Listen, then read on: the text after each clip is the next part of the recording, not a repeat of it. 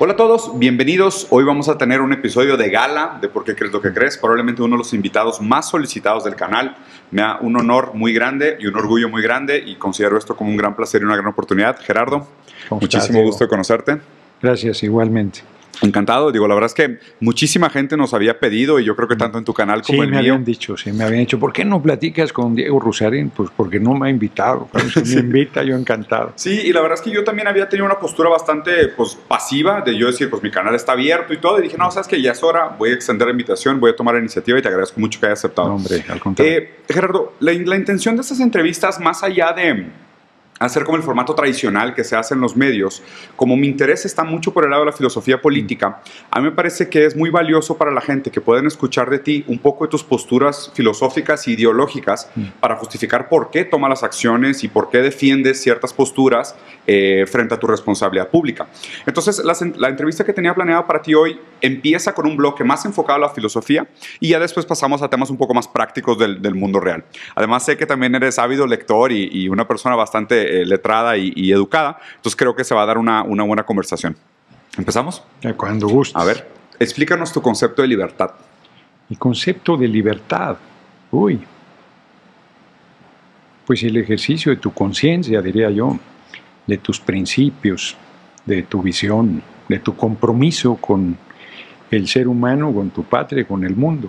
Yo lo plantearía de esa manera. Fíjate, yo pongo en mi definición librero y libérrimo, que es un superlativo de libre, y sin embargo una concepción de libertad, más que una concepción, la ejerzo. Mira, o sea, la práctica de la libertad. Sí, soy un hombre muy libre, muy independiente. Eso ha sido muy duro en política porque no es fácil. En política se pide la llamada disciplina, que no pocas veces raya en la incondicionalidad, el que tengas que hacer a un lado tus convicciones, tus principios. Esto para mí ha sido más difícil, pero más con la desvelada que traigo, más satisfactorio. Claro. No, más satisfactorio, porque ahora sí que sin ninguna arrogancia, pues lo que tengo no me lo ha regalado nadie.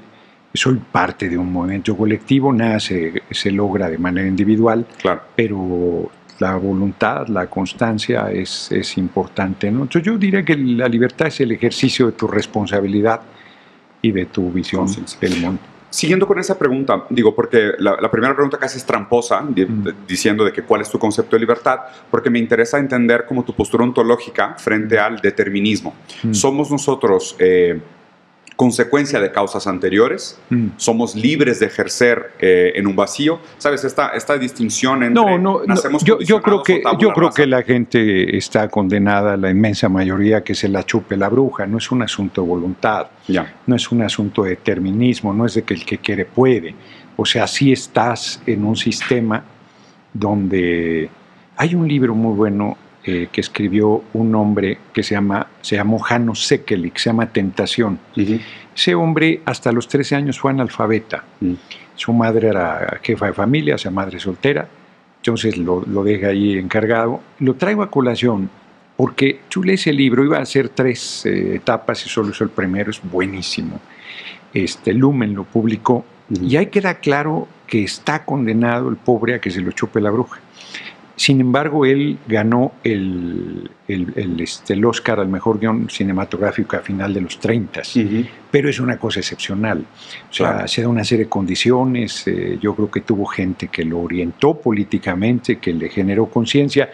En mi caso, yo creo que fue la universidad, la Autónoma Metropolitana. Cuando yo fui a la UAM, me burlo, de cada 4 materias, 5 eran de marxismo, entonces tengo una formación en ese sentido muy sólida. Veíamos corrientes filosóficas, historia, una serie de cosas que me dio una formación académica muy sólida y que me permitió tener una conciencia y que por lo tanto, aunado a mi carácter, me fue llevando a tener conciencia y por lo tanto a ejercer y a defender mi libertad. Ya, entonces, o sea, tratando de conciliar lo que respondiste en la primera y la segunda parte es, o sea, el ejercicio, la libertad es el ejercicio de la conciencia del individuo, pero dentro de una serie de condiciones materiales determinadas, que influyen en su capacidad de ejercer la libertad.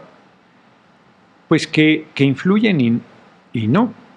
porque sí creo, o sea, yo creo que con carácter no es suficiente, pero sin carácter no se hace nada. Claro. Y entonces yo sí estoy convencido que si tú eres lo suficientemente tenaz, no estoy diciendo que el que quiere puede, lo que estoy diciendo es que tú puedes no doblegarte, no rendirte, no claudicar, no ceder, no conceder, y es un precio altísimo el que pagas por todas esas cosas. O sea, la libertad es un bien muy preciado y es un bien que no te lo regala nadie, lo conquistas día a día y además no es de hoy y está conquistado para siempre, es de todo el tiempo, de toda la vida, de todo momento. Esa sería mi percepción. Perfecto. Ahora, me gustaría entender un poco como tu visión de la ontología, de la división entre cuerpo, mente y espíritu. O sea, obviamente la pregunta que está por detrás aquí es si tu postura frente a la... Me quedaría en cuerpo-mente porque yo soy ateo. Yo creo que cuando me muera me chupa la bruja y se acabó, no hay nada más. Pues no hay bruja tampoco. Entonces, bueno, decía un amigo mío muy querido, Raúl Álvarez Garín, las brujas no existen, pero de que espantan, espantan, ¿no? Entonces, sí, yo diría que eres tú, tu conciencia. Sí, yo ahí retomo el negromante, que antes que Darwin dijo, los seres vivos se sostienen por sí mismos. Dios no existe, los seres vivos se sostienen por sí mismos. Sé que nuestro pueblo es un pueblo muy creyente. Una amiga muy querida por mí, María Fernanda Campa Uranga, la primera mujer geóloga, ingeniera petrolera, atea, comunista, consecuente, una mujer excepcional, un día me dijo, oye Gerardo, somos ateos de closet. Y yo, ¿cómo que somos ateos de closet? Sí, como los gays, que no dicen que son gays, y nosotros no decimos que somos ateos. Yo era diputado federal la primera vez, y traía un campañón encima terrible. Me dijo, pues hay que asumir que somos ateos. A ella le revalía madre la actividad, los cargos, era de bajo perfil, una lideresa excepcional. Y yo dije, puta, cuando diga que soy ateo me va a cargar la tea a las muchachas. Claro.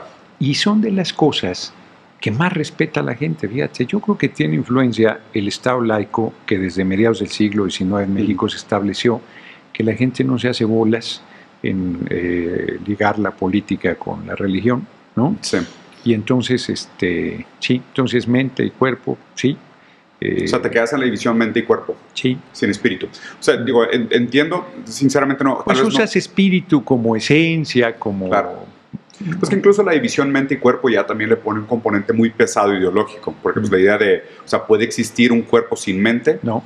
¿Puede existir una mente sin cuerpo? Todavía no. O sea, peor todavía, ¿no? O sea, pensar en un cuerpo sin mente se me hace más fácil que pensar en una mente sin cuerpo. Bueno, un cuerpo sin mente, solo que hablaras de la derecha. ¿No? Abundan. Aunque hay gente muy preparada, yo hubiese pensado que no habría revolucionarios de derecha, que no habría gente culta de derecha, sí hay. ¿No? Luego voy a poner ese tema en el tintero porque sí me gustaría platicar contigo sobre el concepto de revolución desde la derecha, que me parece interesante platicarlo. Pero siguiendo para terminar de mapear como tu ontología de mundo, ¿cuál es tu concepto de historia? Concepto de historia.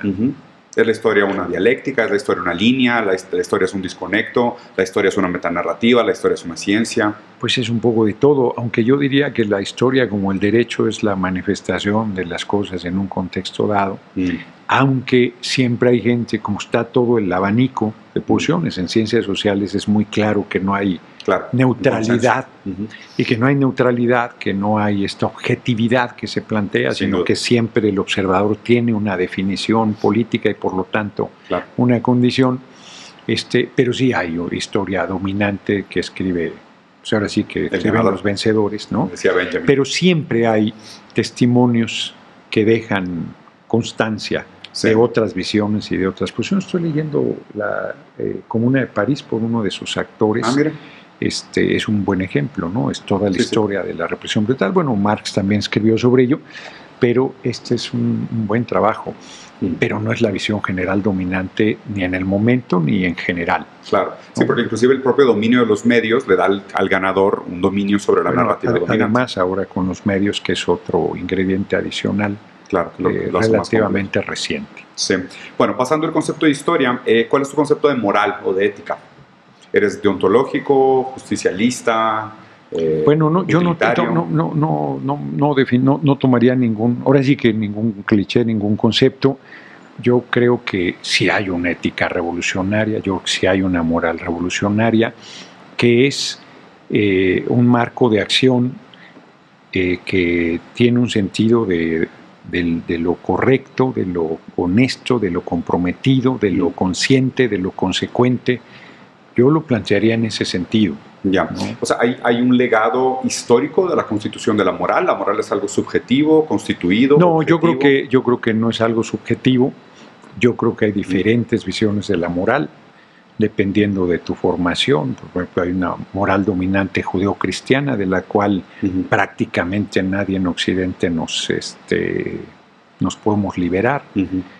Por más de la separación de la Iglesia y el Estado acá, somos esta visión judeocristiana de la culpa, de todos está presente siempre. Liberarse de eso no es sencillo, quién sabe si se consiga. Entonces, yo creo que hay como diferentes percepciones de moral, pero yo diría que sí hay, o sea, sí hay una ética, un comportamiento de lo que es correcto, de lo que es honesto, de lo que es consecuente, y que se va perdiendo, por cierto, fíjate. Yo pondría un ejemplo. En el siglo XIX había eso, una serie de principios hasta frente a adversarios, sí, ¿no? Habría generosidad, caballerosidad. Pongo un ejemplo de otra vez un libro sobre la Guerra Civil Española, ¿cómo se llama? De los relativamente recientes que hizo Pérez Reverte. Se me olvida ahorita el nombre. Y los golpistas tienen que tomar un lugar y fallan. Es de su vida y matan a la inmensa mayoría. Y se quedan ahí en una zanja un grupo. Y entonces los republicanos les dicen: echaron huevos, chavales, regrésense a su lugar, porque se tienen que quedar todo el día esperando a que anochezca, con el sol, con el hambre, con sed, con todo. Y el jefe de los monárquicos le dice: ¿pero es en serio? ¿Quién eres? Le dice: ¿quién eres tú? Entonces le dice el nombre y dice: tú eres más monárquico que los cojones, se oye, ¿no? Le dice: ¿pero de veras vas a cumplir? Y le dice: tienes 20 minutos para irte. Ya empezó a contar tu tiempo, tú sabrás si lo haces o no. Entonces se van, y al día siguiente los monárquicos toman el lugar y buscan al jefe, y dicen: murió en el combate. Y dice el jefe de los monárquicos: no me tocan a ninguno de estos hombres. Les regresan sus cosas y me responden con su vida, de su integridad y del trato. Ese tipo de cosas en general yo creo que se han perdido. Son de ética, son de principios, son de moral, son de reglas mínimas aún. Yo diría que en la guerra, aún en el combate, aún en la diferencia. Y yo creo que son de las cosas que deberíamos preservar.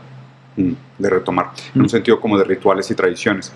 Más que rituales y tradiciones, es lo que es correcto. O sea, estoy pensando en mi código postal entre lo justo y lo correcto, pero que no lo explicaré. Pero no, hay más. Yo creo que más allá de discusiones, sí hay cosas que son correctas. Que son objetivamente buenas. Exacto. Yo creo que lo hay. La defensa de la vida. Por ejemplo. Si no consideras en ese tópico que estés en contra de la interrupción legal del embarazo. Ya, sí, porque pues eso también abre un debate muy interesante, porque al parecer existe un precio para la vida humana, simplemente no se ha hablado de ello, pero constantemente se toma decisiones alrededor del precio de la vida humana, donde el precio de la vida humana queda siempre implícito. O sea, me parece más fácil que nosotros decidamos el valor de una vida en esos casos tan explícitos como un general, soldados, ejército, pero cuando se ve en relación, por ejemplo, a la pobreza, a la definición de política pública, el precio de la vida humana queda como un renglón con una variable indeterminable en una tabla de Excel, ¿no? Y en nombre de muchos otros factores acabamos sacrificando vidas. Yo creo que para la mayoría de gobiernos, sobre todo de derecha, ahora sí que, como dice la canción, la vida no vale nada, ¿no? No, un profundo desprecio por el pueblo. Yo lo he comentado mucho ahora en los debates con la derecha. Ustedes pasaron de despreciar al pueblo a subestimarlo, a temerle, porque efectivamente el dios dominante es el dinero, sí, ¿no? Ningún otro. Sí, claro. De hecho, cuando hablaste ahorita de la división del Estado, de la Iglesia, pues digo, también desde Walter Benjamin habla de que el capitalismo es un tipo de religión. O sea, la creencia en el dinero, la fe en el dinero, la creencia de la mano invisible del mercado, pues es una sustitución de una deidad que ahora toma otro tipo de decisiones, pero siguen siendo súper religiosos. O sea, no, solo que su fe está puesta en otro lugar. Continuando, después de ética y moral, me gustaría escuchar tu concepto de justicia. Justicia, pues es eso. La determinación de lo que es correcto, de lo que es justo, de lo que le corresponde a cada quien. Incluyendo las repercusiones. No entiendo. O sea, incluyendo las repercusiones de los actos, o sea, como la responsabilidad sobre las consecuencias de los actos de las personas. Sí, claro, en los dos sentidos. Lo que te corresponde como beneficio o como pérdida o como sanción. Sí, fíjate que este es un punto que me he topado mucho platicando con las últimas entrevistas que he hecho, que es difícil conciliar la idea de libertad condicionada con el hecho de que pues, la gente es libre en cierta medida versus el carácter contra lo que sus condiciones materiales le permiten, versus un Estado de Derecho que juzga al individuo por sus decisiones, dado que realmente muchas decisiones no se toman en el vacío, las decisiones inclusive se toman de manera condicionada, pero la ley no necesariamente de alguna manera considera esas condiciones anteriores para juzgar las repercusiones de los actos de los individuos. Bueno, ley y justicia son cosas diferentes, o sea, si hay una parte conservadora de la sociedad es justo el Poder Judicial, la impartición de justicia, el marco legal que efectivamente se aplica a rajatabla de manera hipócrita, diría yo. Quien tiene poder económico puede evadir todo ese tipo de cosas, quien no lo tiene es una trituradora de carne.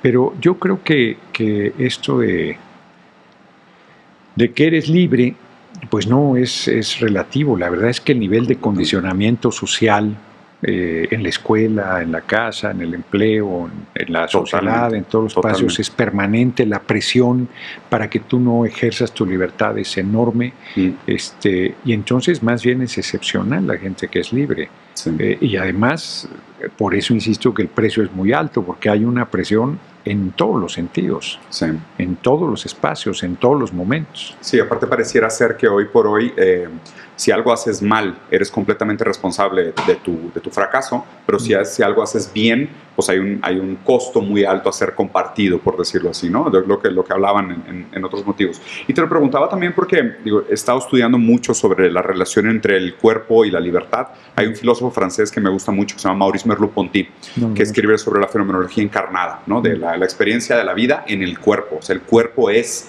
la posibilidad, la condición mínima necesaria para la experiencia del mundo. Y Maurice Merleau-Ponty me abrió los ojos. Yo tengo un hijo con una condición especial, lo cual me hizo una persona, pues obviamente, como papá. Más sensible. Y especialmente sensible. Yo creo que fue lo que me radicalizó, sinceramente. O sea, muy material. Me radicalizó ver la dificultad de mi hijo de ejercer su dignidad en un mundo con tanta desigualdad. Y es que entender cosas tan simples como un niño no aprende 7 de cada 10 cosas si tiene hambre. Así es. Entonces, el tipo de cosas como que les enseñamos les enseñamos a pescar o les damos de comer. Entonces, es que no aprenden a pescar si no han comido.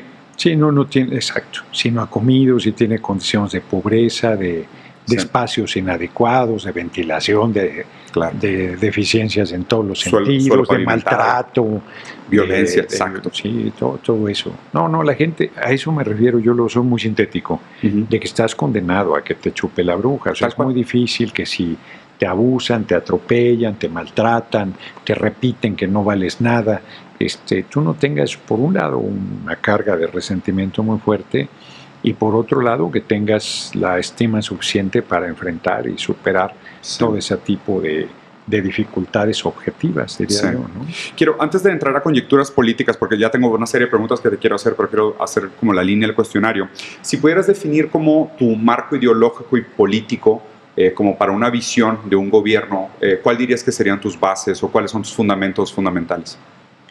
Bueno, yo creo que es el que ha planteado el compañero presidente López Obrador. Yo tengo mi visión, reitero, tengo una formación primero marxista y luego, ¿cómo diría yo?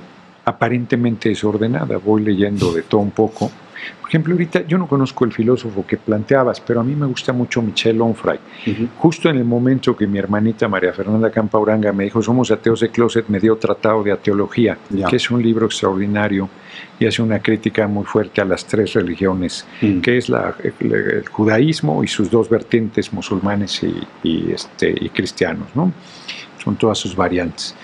Y ese hombre tiene una serie de trabajos que se llama Contrahistoria de la Filosofía, y rescata toda una serie de filósofos diferentes a la visión dominante judeocristiana y socrática y platónica. Eurocéntrica, ¿no? También. Eurocéntrica, aunque plantea cristianos hedonistas, los cínicos, toda una serie de muy interesantes. Y tiene un libro, por cierto. Él es de la idea de que no puedes cambiar el sistema, que no hay manera, pero que estás obligado a resistirlo.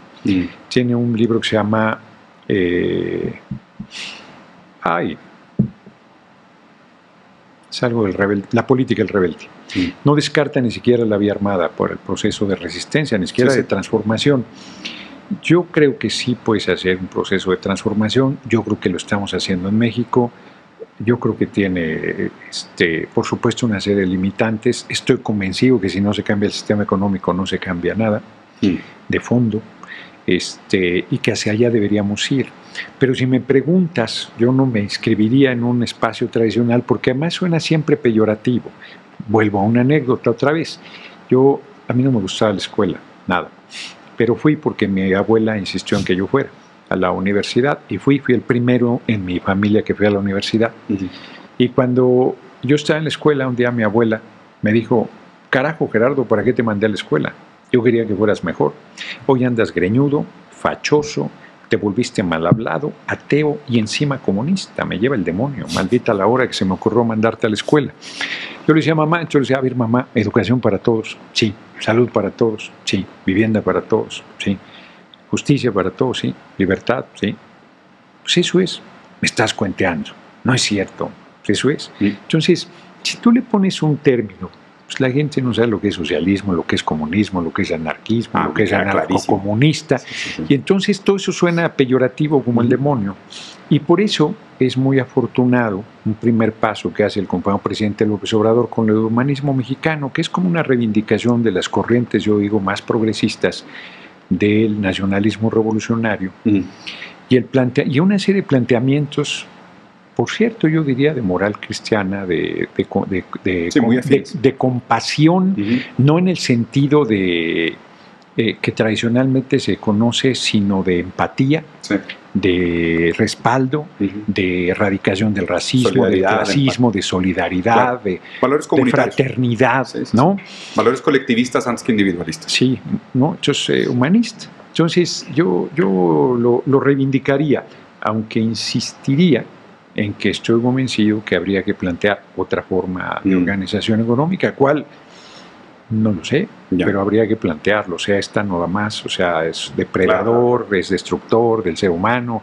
Decía Carlos Marx, el capitalismo ataca sus dos fuentes de riqueza, ¿no? Entonces, el ser humano, exactamente. Sí, hay un detalle importante que me gustaría escuchar tu opinión, porque, digo, para mí una de las características más definitivas del modelo económico es la propiedad privada de los medios de producción, ¿no? Y esto, pues, sacado casi directamente de Marx.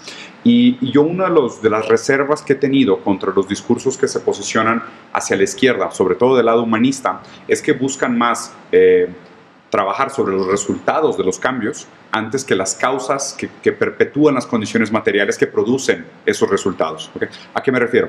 Yo fundamentalmente sería totalmente de acuerdo con mayor justicia, mayor división o sea, si se produce, se divide, el beneficio nos comparte a todos porque somos colectivos, nadie hace nada solo, o sea, comparto todos esos valores. Pero lo que a mí me produce algo de frustración es la falta de conversación sobre la propiedad. Y eso me parece muy importante, ¿no? Porque mientras trabajemos sobre esta línea de la división de los resultados, pues obviamente la derecha fácilmente se puede defender diciendo, pues nosotros somos los que producimos riqueza, ¿no? Y obviamente sabemos cómo se desmonta ese discurso también, no pero mientras nosotros no le damos a la clase trabajadora potencial a través de la propiedad, tener vida digna, tener vivienda propia, tener los medios de producción, capacidad productiva, los hacemos casi dependientes de ese proceso igualitario, ¿no? que han hecho muchos gobiernos progresistas. ¿Cuál sería tu lectura sobre eso? Yo creo que habría que apostar a formas de producción colectiva, de empresas sociales, de cooperativas, comunas. Sí, o empresas sociales, que no necesariamente es el término de cooperativa como tal, pero sí de empresas colectivas que vayan satisfaciendo necesidades fundamentales, que se vaya quedando en claro que la riqueza se produce con trabajo de ninguna otra manera. Exacto. Y que pongas la prioridad en las necesidades de entrada primarias de la gente y después ir mejorando las condiciones de vida. Sin duda.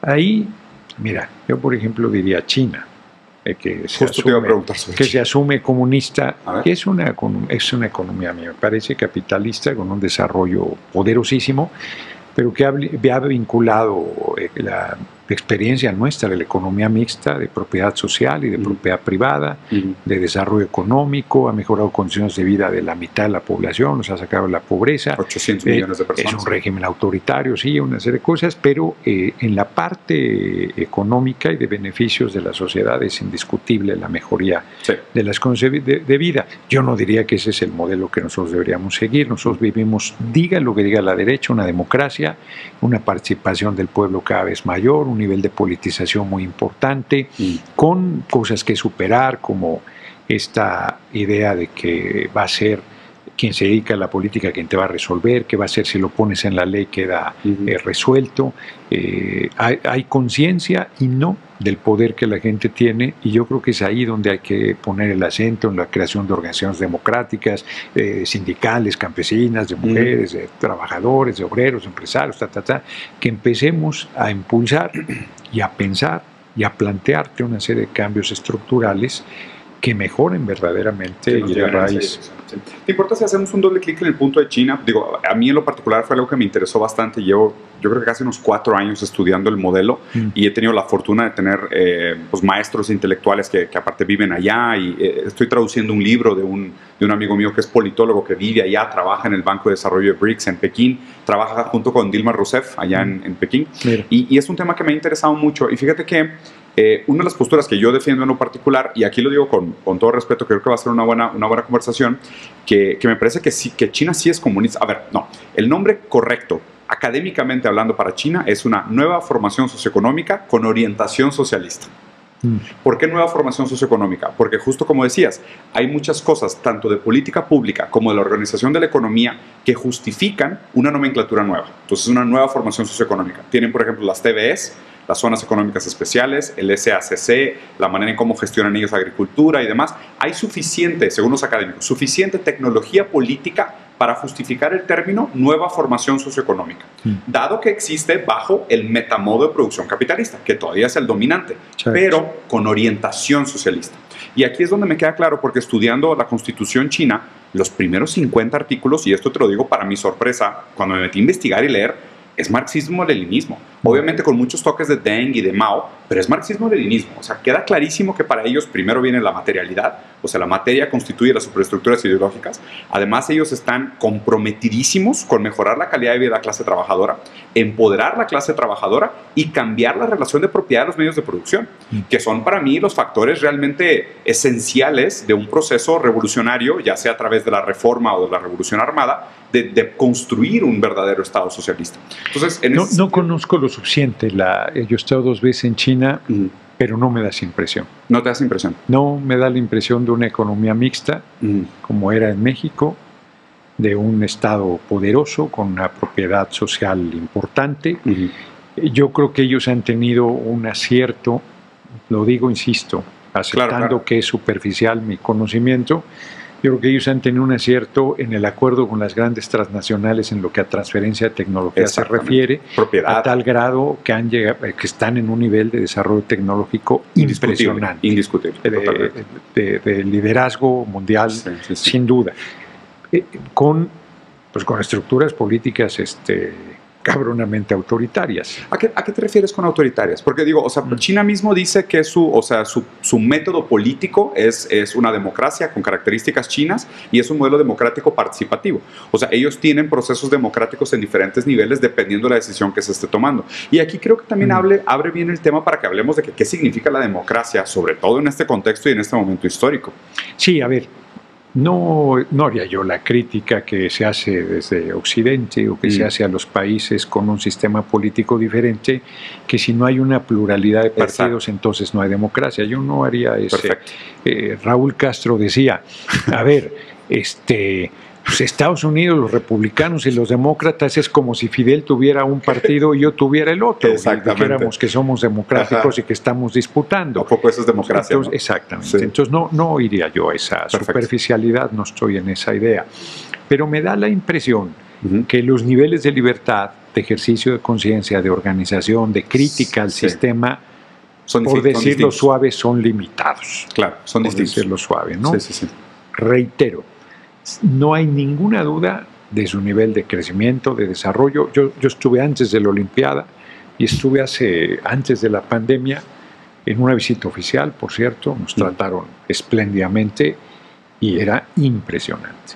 Impresionante. Es que yo solo he estado en 3 lugares, en Pekín. Yo me acabo de preguntar y me dijeron que es correcto ir a Pekín, a un sabio, ex embajador chino, en Shanghái, que cuando yo fui... No, Xi'an.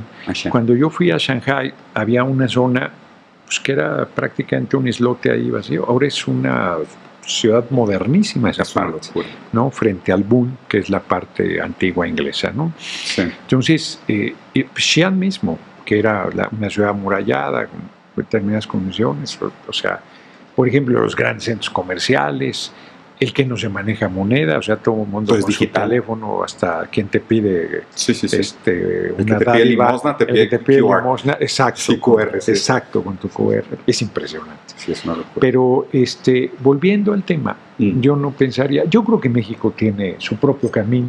Claro. Por más que digan, no nos dicen que vamos a hacer China, por supuesto que eso no nos dicen. Nos dicen que vamos a hacer Venezuela, que vamos a hacer Nicaragua, que vamos a hacer Cuba.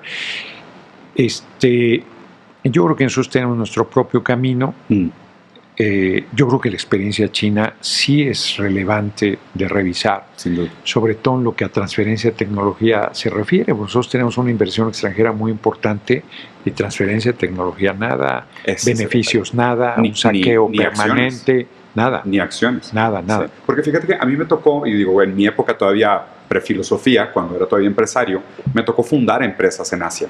Y me tocó al mismo tiempo fundar una empresa en Brasil, en París y en Singapur. Y Singapur es una incubadora política de China. O sea, esto digo, para la gente que no conozca, yo vivía allá mucho tiempo. Singapur es una extensión, es un laboratorio incubadora de política pública china, ¿no? Los bancos son chinos, digo, vivir allá es muy, muy evidente. Casi 40% de la población es de ascendencia de segunda generación china, es bastante evidente.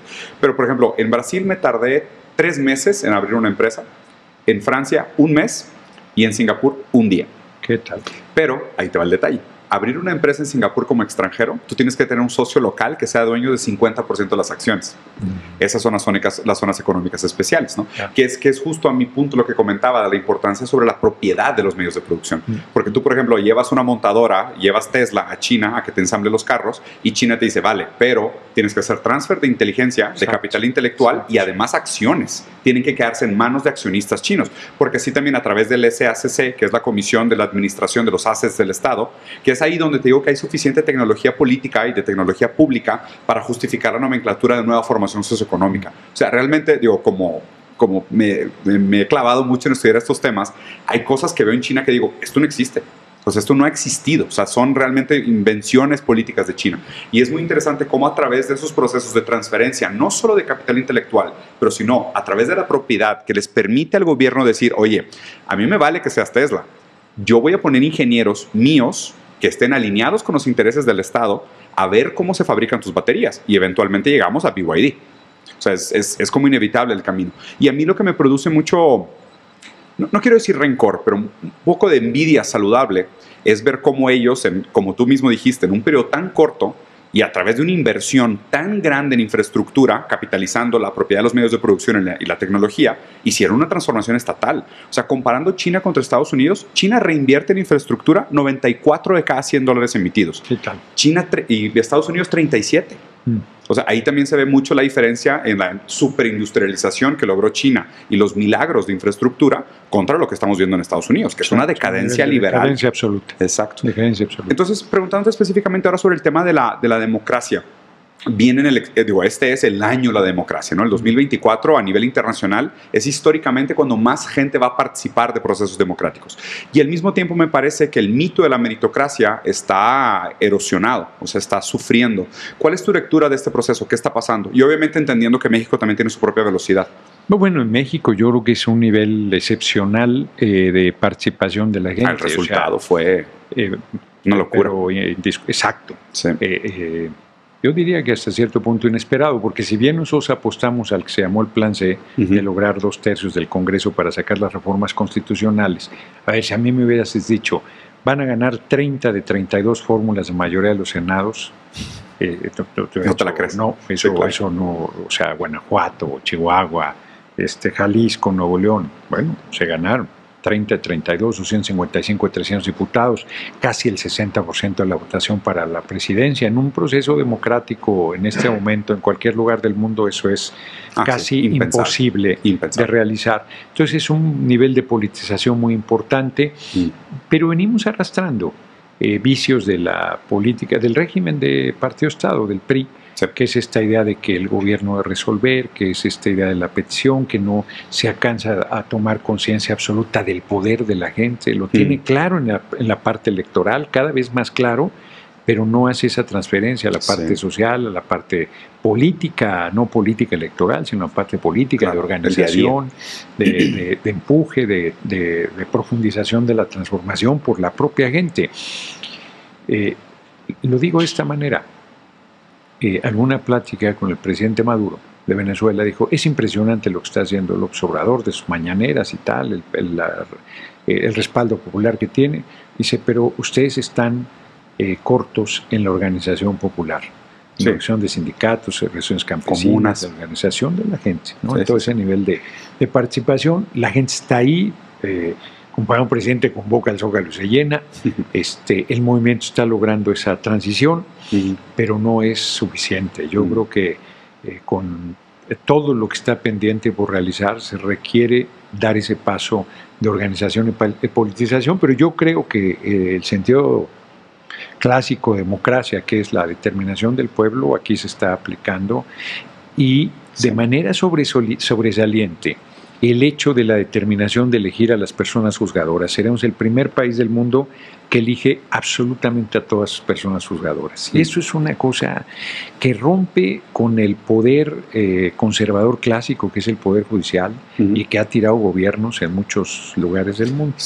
Entonces, ese me parece que es una aportación que va a ser muy importante de nuestra patria, de verdad, a la humanidad, lo digo sin arrogancia y lo creo con absoluta convicción. Justo a un poco de eso apuntaba mi pregunta, porque me parece que se podría generalizar prácticamente a nivel internacional. Donde hay una democracia burguesa avanzada, liberal, tradicionalmente, ahorita las elecciones se ven así.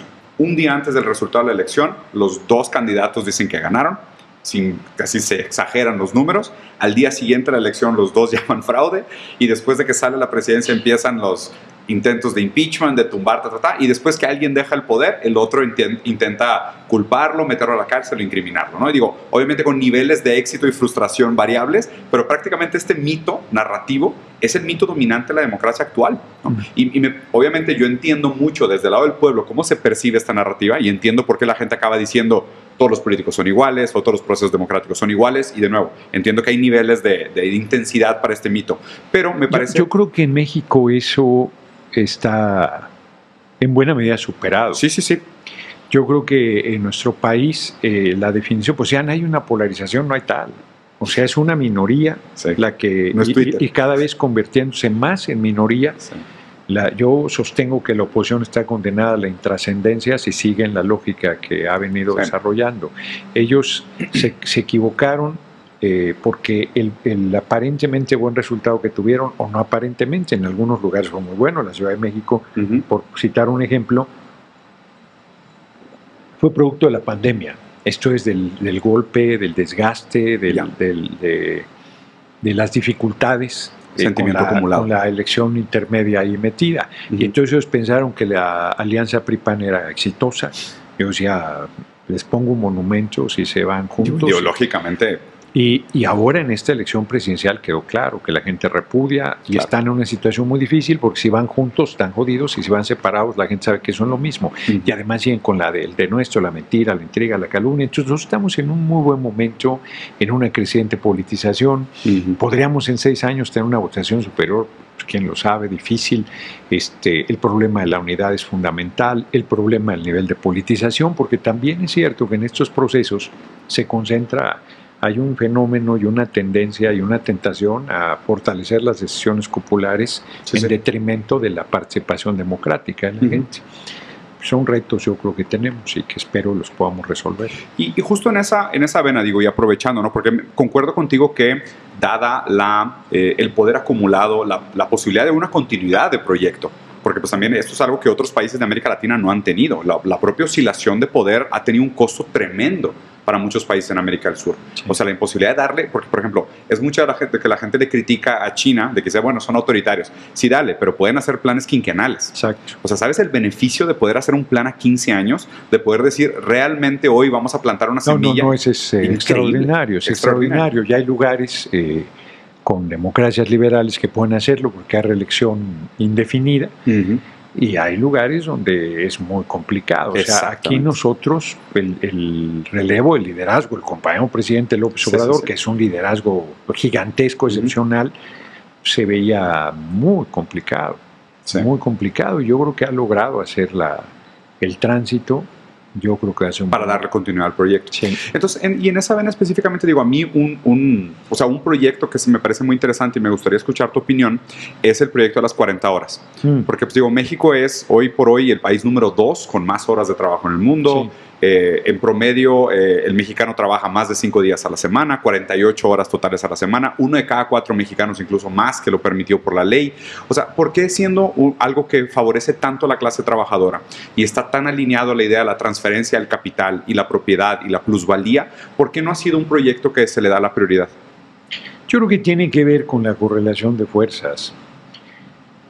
A mí no me tendrías que convencer de la necesidad de mejorar sustancialmente los derechos laborales del trabajador, ¿no? O sea, tú sí estás de ese lado, por decirlo así. No, sí, absolutamente. Pero yo le decía a la gente, a ver, ponen las 40 horas y luego no te las respetan. Claro. Porque no tiene sindicato, 9% de la gente tiene sindicato. Habría que tener un brazo. La mayoría son sindicatos culebras, no son sindicatos democráticos. Quienes han creado otros sindicatos disputando al sindicato principal reproducen los mismos vicios ¿no?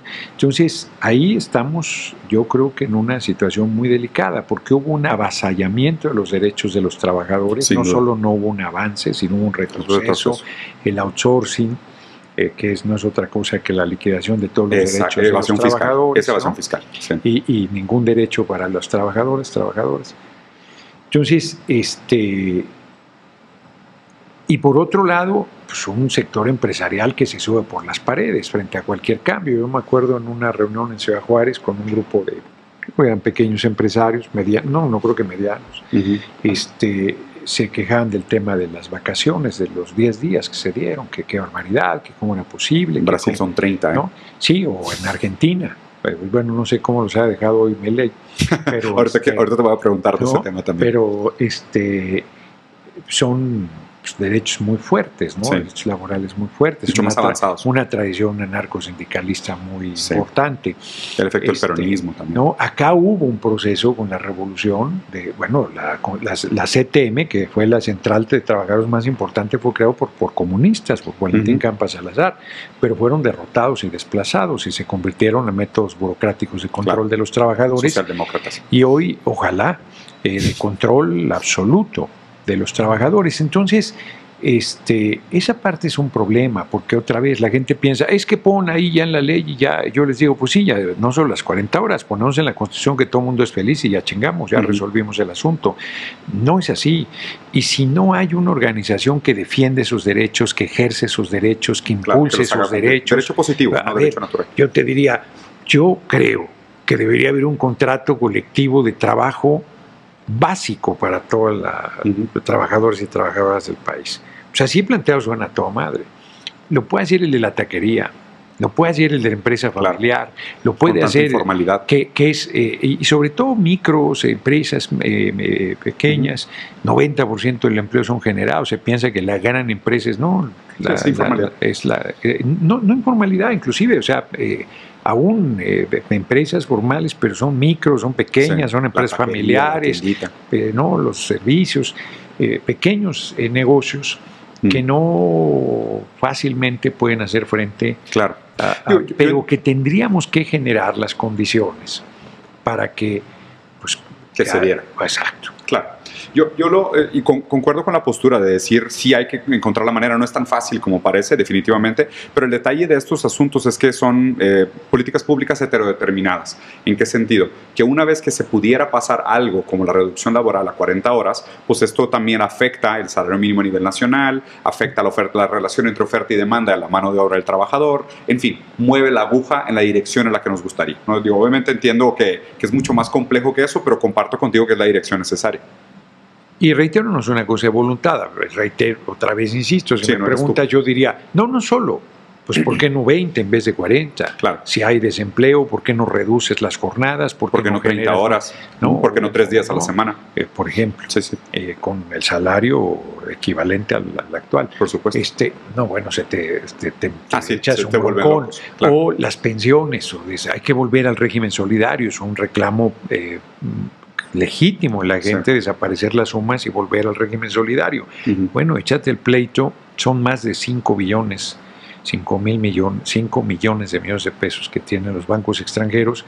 Si con la reforma al Poder Judicial hemos tenido una presión enorme, inclusive el ataque, exactamente. Podría fragilizar todo el proyecto en sí.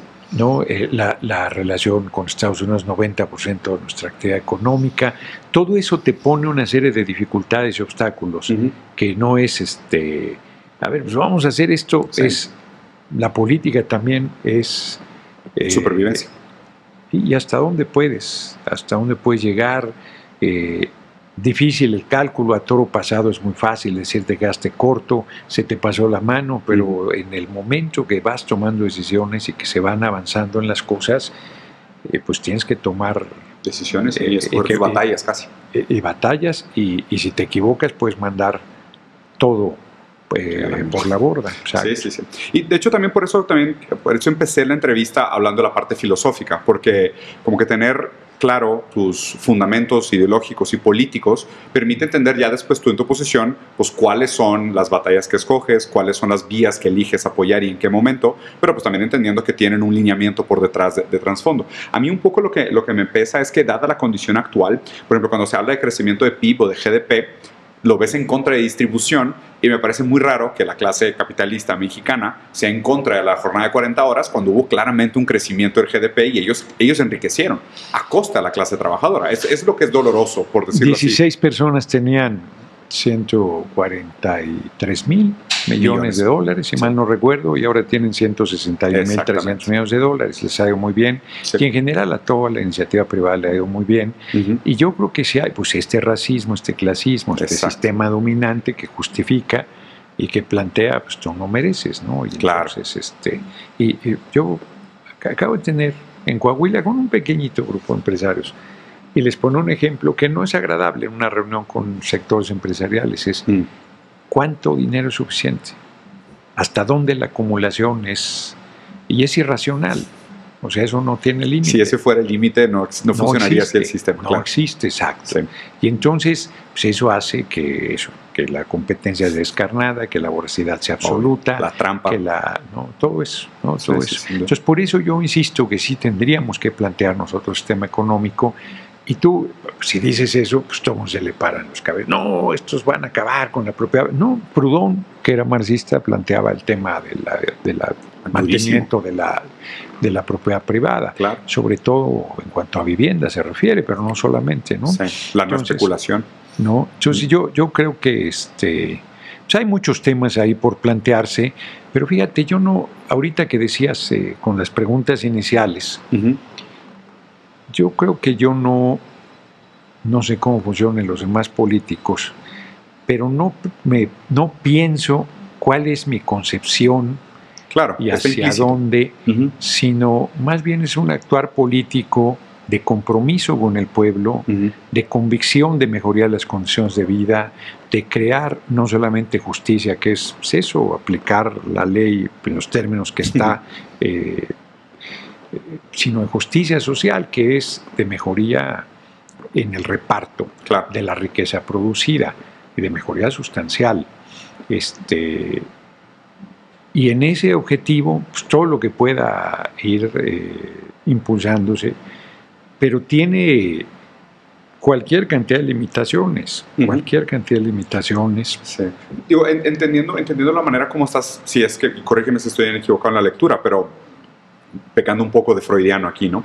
Pero pues es la diferencia entre las decisiones conscientes e inconscientes, porque si fueras una persona puramente utilitaria o incluso el fin justifica los medios, tal vez no te parecería mal para nada el modelo chino, porque pues claramente ha sacado mitad de la población de la línea de pobreza y los llevó a la clase media, con un poder adquisitivo y la dignidad, que es el resultado que buscaríamos. Pero tal vez tus principios o tus virtudes o tus creencias no concuerdan con la manera en cómo llegaron allá. Entonces tú propones otra alternativa para buscar resultados similares. Entonces yo creo que al final acabas Yo creo que sin libertad, a propósito de lo que planteabas, sin libertad, sin respeto a la dignidad del ser humano, un desarrollo económico es insuficiente. O sea, y cuando digo libertad, me refiero a eso, a que puedas expresar tus puntos de vista, a que puedas rebatir, discutir, criticar, organizarte, impulsar, plantear. Planear una vida,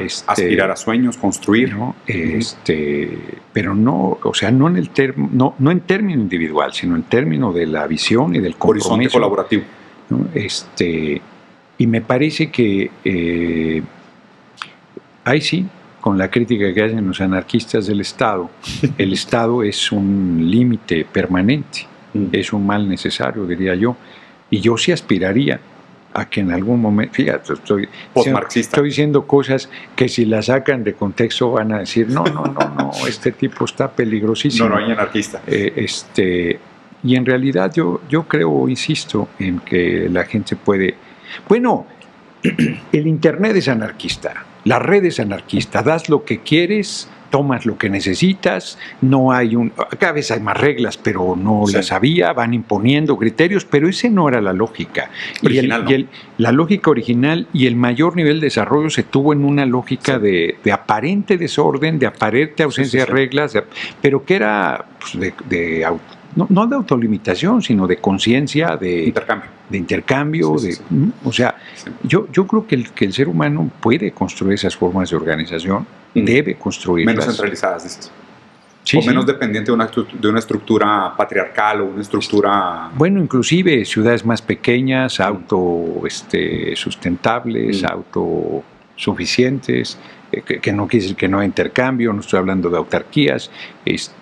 Yo creo que sí se tiene que plantear una dinámica diferente, el problema del agua, el problema del transporte, el problema de los servicios, el problema de la basura, cualquier problema que plantees, mientras mayor sea la acumulación de seres humanos, pues son problemas a veces insolubles. Sí. No quiero desviar porque la verdad es que nos daría para una gran conversación, porque el anarquismo casi se entiende como postcomunista, ¿no? O sea, primero tendría que existir hay hasta una definición de anarquismo, de anarcocomunista. Que anarcosindicalismo o anarcocomunitarismo.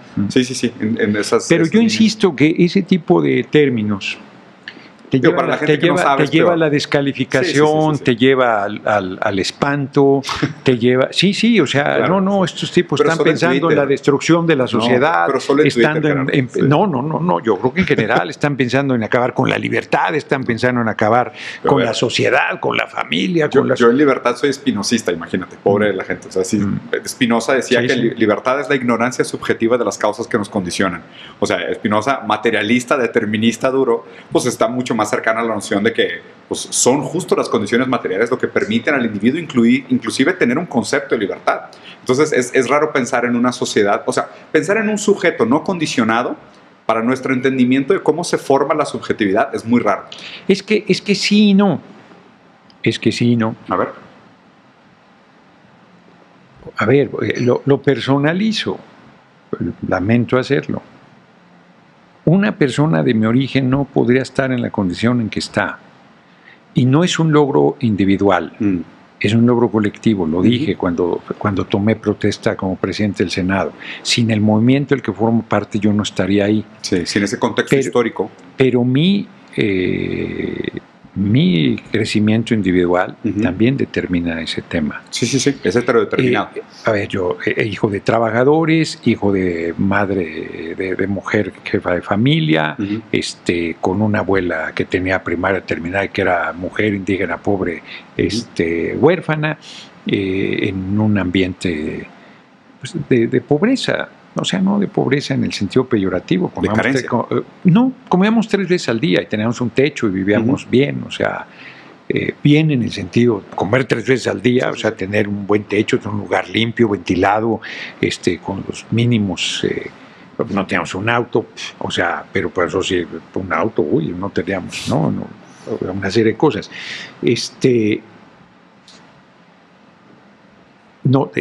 La inmensa mayoría de la gente que vive en mi colonia se lo llevó la tía a las muchachas, claro. O acabó en la droga, o acabó en el alcohol, o acabó, en el mejor de los casos, en ir ahí tirando, porque sí están efectivamente las condiciones. Sí. Y sin embargo, el ser humano es excepcional y puede hacer cosas. Y vuelvo a insistir que no estoy diciendo que es un asunto de voluntad, porque me preocuparía, no estoy diciendo que el que quiere puede. Pobre es pobre porque quiere. Ajá.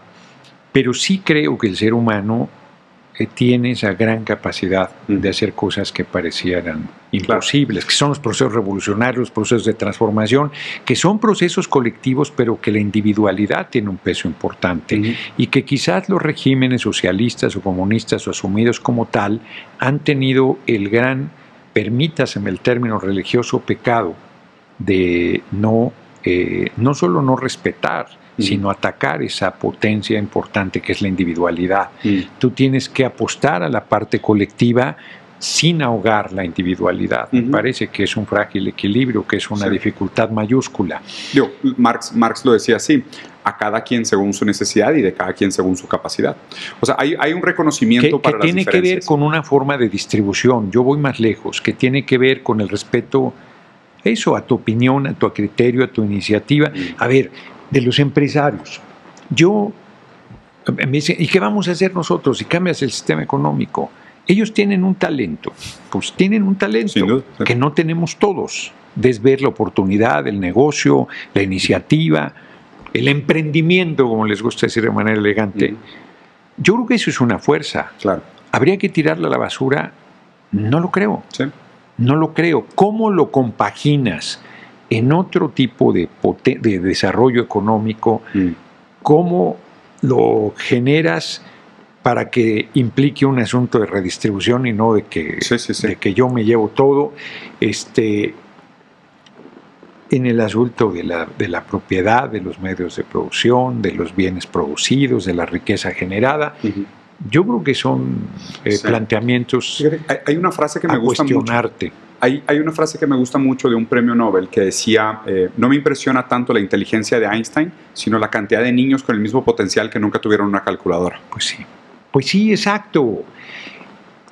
Fíjate que tiene que ver, y otra vez a riesgo de ser malentendido, de la educación, que es una homogeneidad, no solo las posibilidades, pero además si entras ahí te aplanan, te hacen igual, te quitan creatividad. Educativo como obrero. Exacto, que te quitan creatividad, desarrollo, libertad, individualidad. No es ahí todo de... ¿no? Machete. Exacto. Te hacen cuadrado. Exacto. Que quitan genialidad, que quitan iniciativa, que quitan... Lo artístico. Todo eso. Sí. No, es que... Hace grandes obreros. Exacto. Esté quieto, sea obediente, no se mueva, no hable, cuando yo le digo. O sea, todos esos patrones que hay que romper, que hay que modificar. La educación como un proceso también. Pero que además da mucho miedo, porque la libertad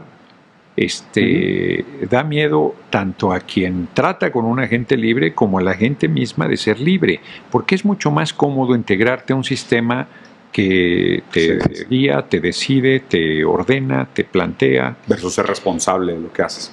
Sí, yo creo que tenemos que lograr que el ser humano sea consciente de que es el dueño de su destino y que tiene esa responsabilidad y ese compromiso.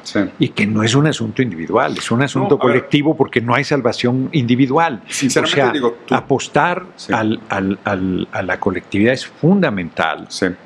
Y me parece que tu definición, ahora como estás planteando la relación entre libertad y determinismo, está muy cerca a la manera como lo plantea Ortega y Gasset, que también está muy cercana a la noción de libertad del marxismo, que es, el ser humano ejerce su libertad bajo condiciones que él no eligió.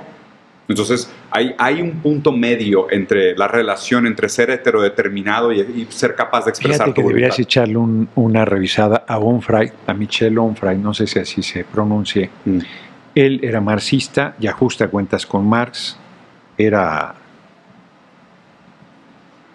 ¿Qué otra? ¿Freudiano, quizás? No estoy seguro. ¿Marxista? No estoy seguro.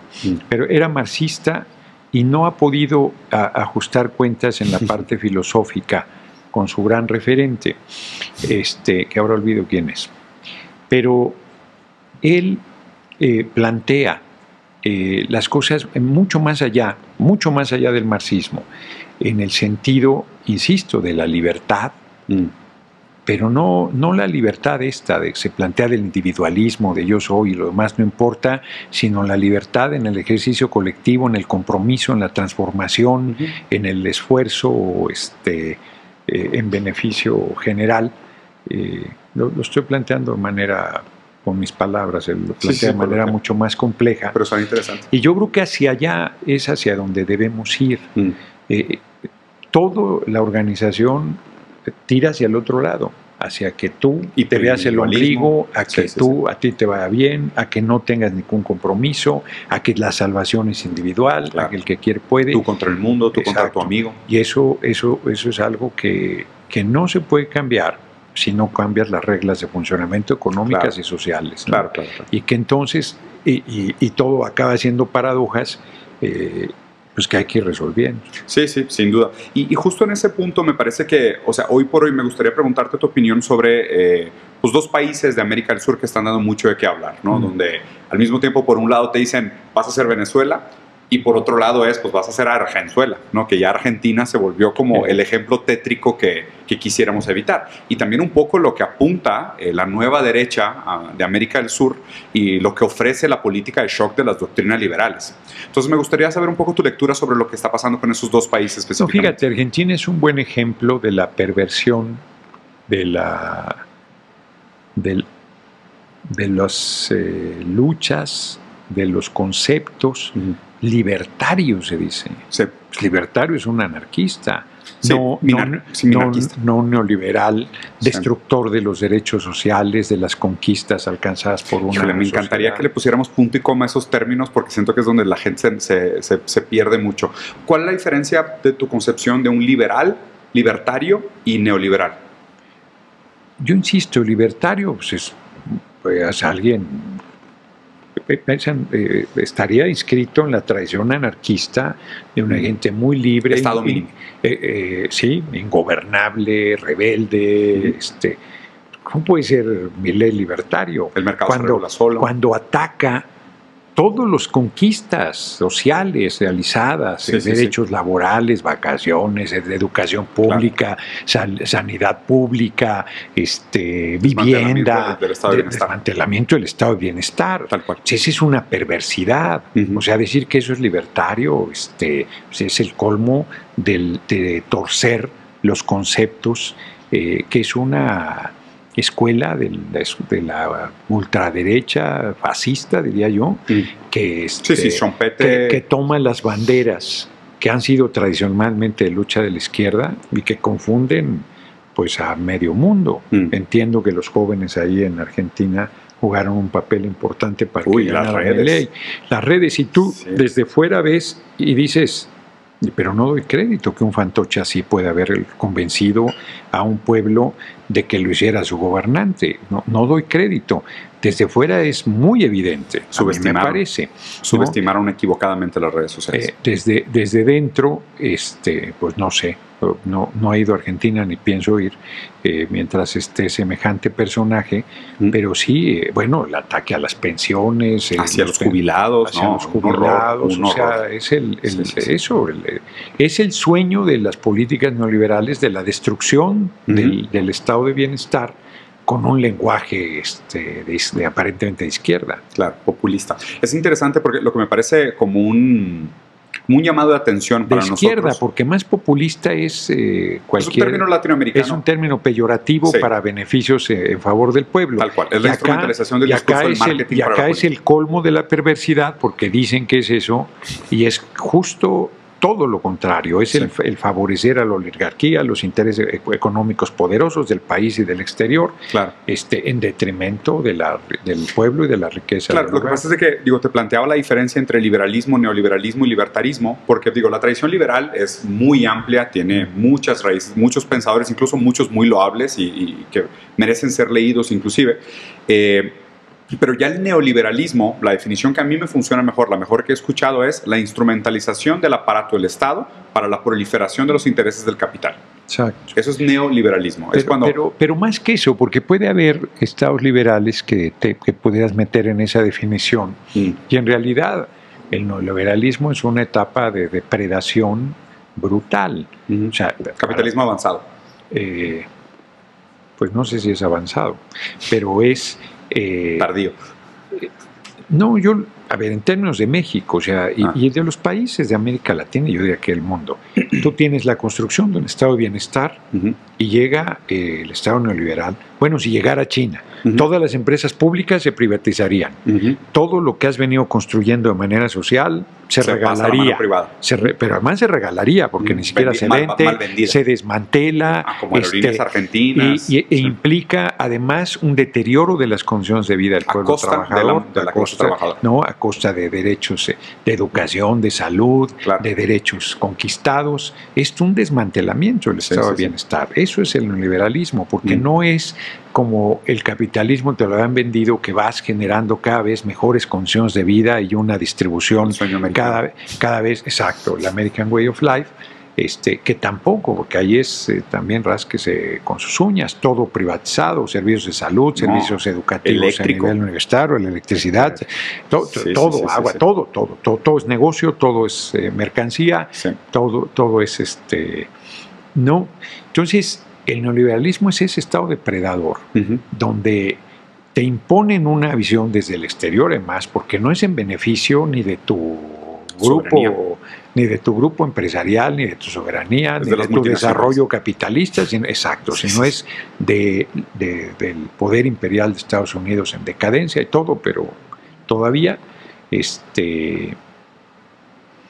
y en detrimento de la soberanía, de la riqueza natural y del bienestar de los pueblos. Destruye sus dos y entonces, ahora en el caso de Milei, es a nivel, pero potenciado, porque es una destrucción con el aplauso de la sociedad. Es una locura. Que dices... Bueno, cada vez menos. Bueno, le está doliendo, ya se ve que le está doliendo. Sí, ahora... Pues ahí con Menem ya se había vivido algo así. Lo que pasa es que ahora Menem parece un estadista, porque este hombre, de verdad, a mí me parece una caricatura de político, ¿no? Pero ¿sabes que un amigo mío politólogo lo calificó así, argentino? Me dijo, el gobierno de Milei es un gobierno de ocupación. Pues sí. Tal cual. O sea, la manera en cómo está tratando las empresas públicas, cómo está regalando, cómo está mandando oro a Inglaterra, cómo está haciendo los procesos de privatización. Dijo, el gobierno de Milei es un gobierno de ocupación. Y quería cerrar con esta última pregunta, y de nuevo, muchísimas gracias por tu tiempo, Gerardo. Para ver hoy se habla mucho de este nuevo mundo multipolar, ¿no? Ahora se acerca el foro de BRICS en octubre. ¿Qué significa esto para México, el movimiento y el surgimiento de un mundo multipolar? Bueno, ahí hay nosotros ahí tenemos no una contradicción, pero en el aniversario del nacimiento, creo, de Simón Bolívar, en una reunión de la organización de la CELAC, que presidía México, el compañero presidente dijo, fíjate, parece que no aplica hacia la multilateralidad, y sí, pero con una hipótesis, con una tesis muy provocadora, hasta diría yo, que él dice, hagamos la integración de todo el continente americano, no solo la patria grande, sino Estados Unidos y Canadá. Eso sí dice, en otras condiciones, no como Estados Unidos, no las actuales, porque dice China está llamado a tener el control mínimo del 50% del comercio mundial, y hoy eso, el 26% de la capacidad productiva. Y eso generará un desequilibrio enorme, y volveríamos a lo que en su momento fue Estados Unidos con una... ¿Pero te parece realmente que China apunta a ser un tipo de imperio como el imperio anglo-franco-americano? Pues no en el sentido de cómo, pero sí en el sentido del tamaño que es la lógica y el tamaño del poder. Ellos dicen, estamos de acuerdo, un desarrollo equilibrado, tal y la tal. manera como se han comportado en África. Pero son se mueven muy bajo y se mueven bajo la lógica de acumulación del capital. Creo que daría para hacer un matiz pero vamos a suponer que direccionalmente. El matiz, pero son las reglas que existen en este momento. No hay un planteamiento. El metamodo de producción sigue siendo capitalista. Exacto. Y por lo tanto, dicho de manera coloquial, no son hermanitas de la caridad. No, hacen filantropía. Exacto. ¿no? Hacen préstamos en mejores condiciones. Bueno, exacto. Entonces, yo creo que ese planteamiento, por ejemplo, apuesta a la multilateralidad, aunque pareciera que no, porque rescatas a Estados Unidos, que ha sido terrible, y que puede tener un comportamiento diferente, pues lo veo difícil. Y pensar que Estados Unidos pudiera ser parte secundaria, no central, de un bloque americano, complicada apuesta, ¿no te parece? Pues no secundaria, porque pues es un poder en decadencia, pero sigue siendo un poder económico muy importante, pero no como se ha venido... No depredadora. Exactamente. ¿No? En una situación... En mayor igualdad de condiciones. De equilibrio, de respeto, o sea, hacemos la reforma del Poder Judicial y dices, no, esa no se debe hacer. Sí, claro. Espérate. Papá, espérate. Yo no te respondo a ti, yo le respondo al pueblo. Exacto, somos una nación soberana. Bueno, si ni en eso... las presiones y el ataque que hubo a la moneda y todo esto, muy difícil que Estados Unidos tenga una lógica de comportamiento diferente.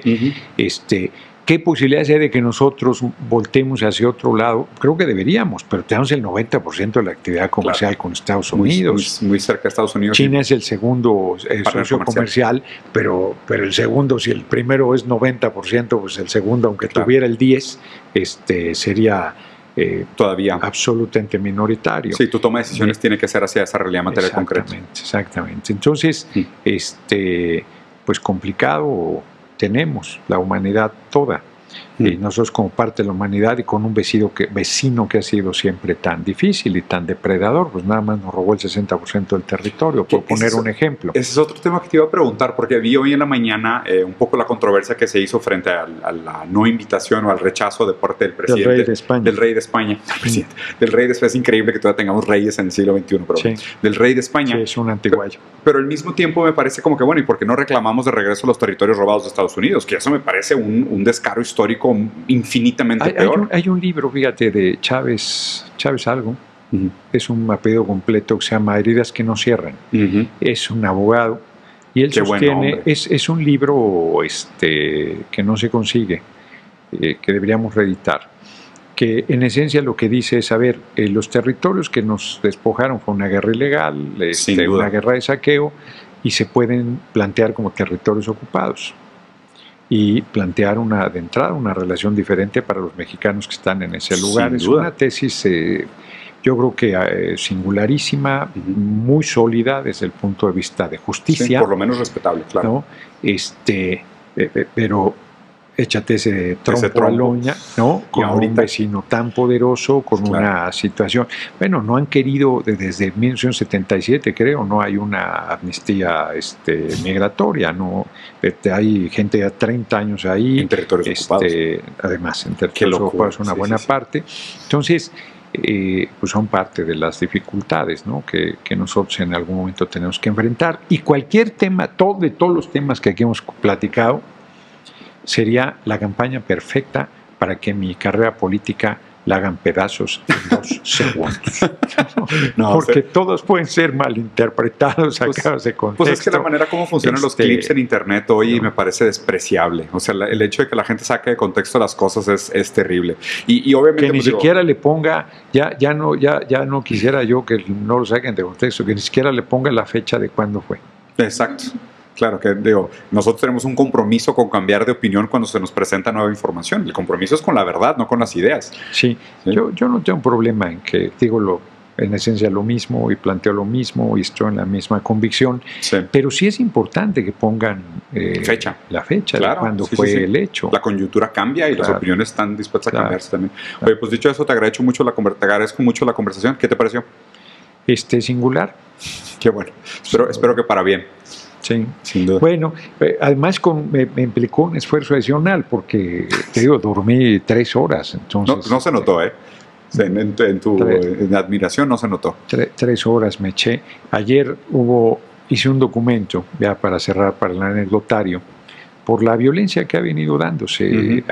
Primero la toma violenta de la Cámara de Senadores en la reforma del Poder Judicial, luego un ataque físico a mi persona, un ataque a la ministra Loretta Ortiz, la agresión al compañero presidente. Entonces es un documento que se llama Tiempo de Democracia y era un documento muy duro que puse a consideración de la Junta de Coordinación Política. Entonces la oposición, bueno, el presidente de la mesa tiene derecho a presentar el documento, nosotros no lo vamos a votar, no lo vamos a avalar, que no sé qué.